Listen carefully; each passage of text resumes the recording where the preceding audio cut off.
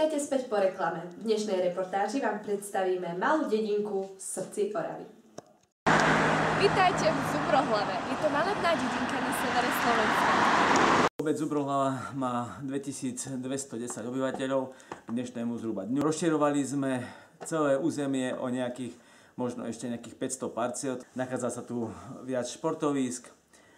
Máme tu aj kultúrne a spoločenské požívanie. To znamená, že môžeme si užiť, čo sa týka na športovnej báze, na kultúrnej, ale aj môžeme ísť do prírody. Najlepšie nám je ísť hore ku kaplnke, ku Pannej Márii. Dali sme na radu pána starostu a navštívili sme kaplnku Blahoslavenej Panny Márie, ktorá sa nachádza na vrchu Kličiera. Ľudia z dediny, ale aj z okolia tu chodievajú oddychovať a raz ročne v septembri sa tu všetci zídu na dožinkové slávnosti. Práve stojíme pred základnou školou s materskou školou v Zubrohlave, ktorá pred rokom oslavovala svoje 40. výročie a taktiež prešla kompletnou rekonštrukciou. So školou som veľmi spokojná, máme výborný kolektív učiteľov, kolegov, nepedagogických pracovníkov. Máme v škôlku, kde sme zobrali každé dieťa do škôlky robiť naučný chodník tým, že by sa začal v škole a pokračovali by určité stanovišťa do obce. V Lani sme urobili elektroinštaláciu celej školy. Podarila sa nám vybudovať environmentálna interiérová učebňa a vybudovali sme za pomoci projektov aj za pomoci obce exteriérov environmentálnu učebňu. Na Slovensku sú len 2 kostoly zasvetené svätým Petrovi a Pavlovi a jeden je práve Zubrohlava. Farnosť vznikla v roku 1770, tak sa stala samostatnou farnosťou. No a kostol, ako vidíme ho v súčasnej podobe, murovaný, je z roku 1761. Patrónmi chrámu sú kniežatá apoštolov, svätý Peter a svätý Pavol. Obnovuje sa tento farský kostol. 2 rokmi sme opravili väžu kostola a v tomto roku, začiatku júla, opravuje sa aj kostol, že sa prekrýva kostol novou krytinou, medeným plechom, obnovuje sa fasáda kostola.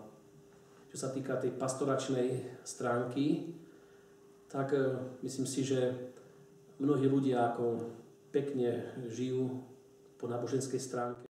Táto dedina je samozrejme aj kultúrne založená, o čom svedčia nasledujúce dokrutky. Superplateník bol založený v roku 2009. Také účinkovanie mal prvý raz Zachyčerov. Vtedy tam bolo zapojených 25 detí. Neskôr sa pripojili aj dospelí. Bolo v Lani 2013, keď sme boli v Ostrave. A teraz tento dospelý plateník zacvičil platenické pásmo. Začínali sme hlavne tu s pani Banásovou po dedine, rôzne páračky, rôzne očepčovanie, svadby, pochovávanie basy. Budeme hrávať výročné súd jednoty dôchodcov do Bobrova, do Klina, tu v Zubrohlave. Divadlo Omladina sa volá, pretože to je nadviazané na divadlo, ktoré ešte založil Matej Jeviak, ktorý pochádzal tu zo Zubrohlavy, spisovateľ. Tak chodívame samozrejme aj po okolitých dedinách. A myslím si, že tí, čo sa raz stanú tými členmi v tom divadle, neodchádzajú z neho, ale ostávajú. A v roku 15. novembra oslavili 110 rokov založenia divadla. Prvé divadlo volalo sa Marnotratný syn od Holého. Okrem hudobníkov sa tu takisto zachovala aj hasičská tradícia. Dobrovoľný hasičský zbor má v súčasnosti 97 členov. Každý rok sa zúčastňujú na rôznych súťažiach a práve minulý rok dosiahli úžasné výsledky. Za mnou sa práve nachádza Oravská priehrada, ku ktorej máme veľmi blízko a taktiež môžete vidieť rohače, na ktoré máme veľmi krásny výhľad. V dedine sa nachádza aj motokrosová trať, na ktorej sa konajú rôzne motokrosové preteky či snowcross. Ako môžete vidieť, v Zubrohlave sú veľmi poľnohospodársky založení ľudia. Zubrohlava je futbalovo založená dedina, ktorá má týmy rôzneho pohlavia, ale aj veku.